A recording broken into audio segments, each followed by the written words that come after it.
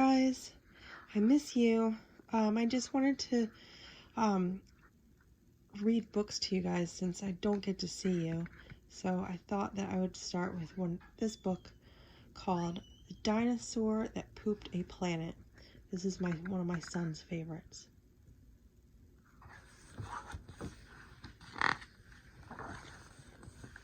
The Dinosaur That Pooped a Planet.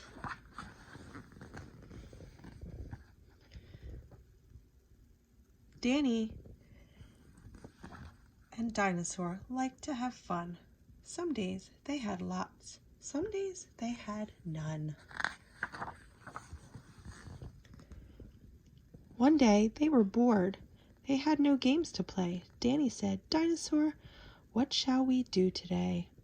We could mow the lawn, we could tidy the place, we could do our chores, or we could go to space." "But you mustn't forget to have lunch," said their mummy. "You cannot have fun without food for your tummy." So they packed a packed lunch for the Science Museum, where rockets were kept if you wanted to see them.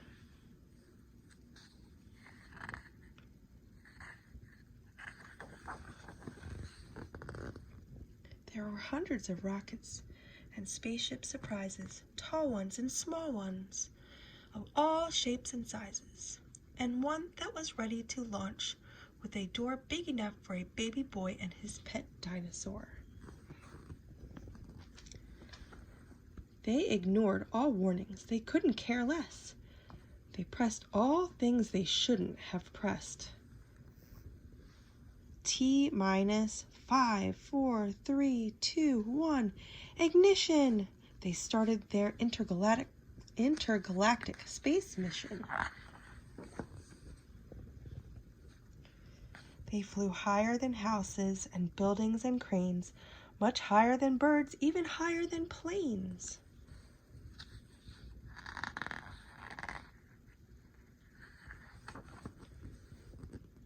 "We're in space," Danny yelled as they floated around, but the dinosaur's tum made a rumbling sound.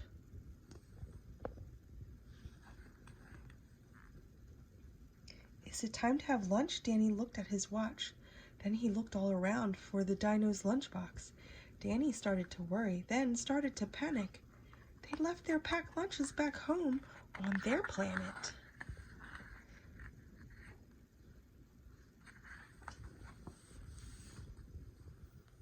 So with new food on board, not the smallest of crumbs, a disastrous dinosaur feast had begun.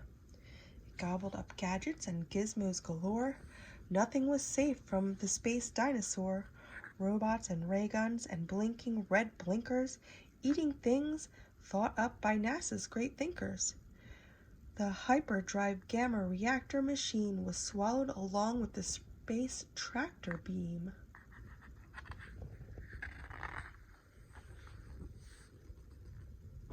It chewed and it chomped the spaceship controls. The rocket was dotted with dino tooth holes. Inside it was bare. The spaceship was empty. Outside there was more things to eat. There was plenty. It broke down the door with a cool ninja chop. Out in space, dinosaurs are much harder to stop.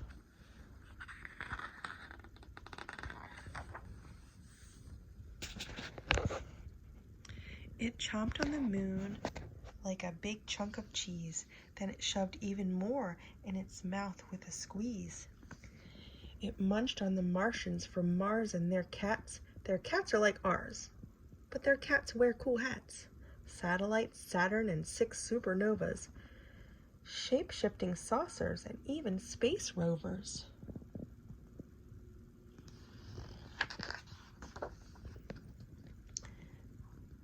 It guzzled 5 gallons of fuel from the tank, and Danny's jaw dropped as he watched what it drank.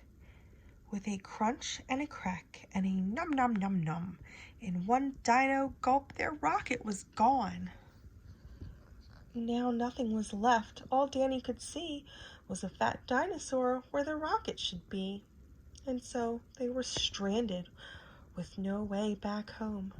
Just Danny and Dino in space all alone.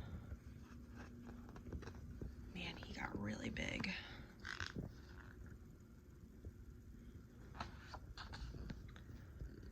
Now Danny was crying. He cried and he cried.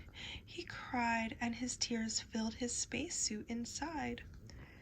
Unless they were going to stay there forever, the dinosaur needed to do something clever. With the feeling of guilt deep down in its gut, its brain brewed up a plan involving its butt. It knew there was only one thing it could do to get them back home. It needed to poo. Oh my goodness. Well, I guess that will solve the problem.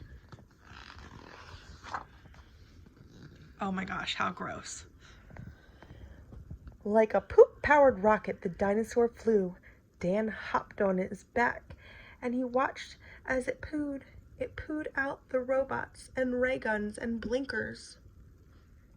The things NASA's thinkers thought up were now stinkers. It pooped out the moon. It pooped out the stars. It pooped out the space rovers and Martians from Mars. That is gross.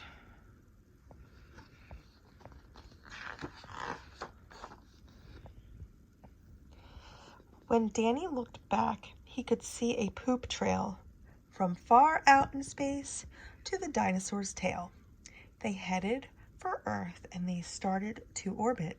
It pooped on the clouds, but the clouds just absorbed it. That's gross. Gross. You can see why this is my son's favorite book.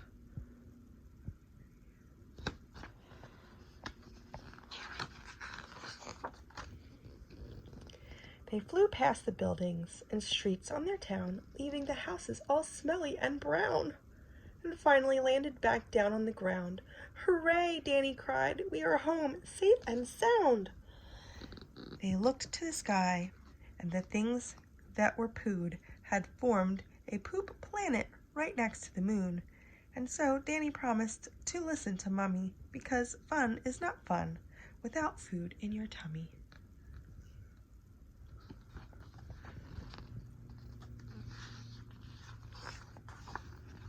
And just when you thought all the pooping was done, a Mars cat plopped out of the dinosaur's bum. So gross. Boys and girls, believe it or not, this is a series. So if you get a chance to go to the library or go online, you can look for other books about the dinosaur that pooped things. So anyway, I just wanted to share a fun book with you. It was a little gross, but I thought you might enjoy it.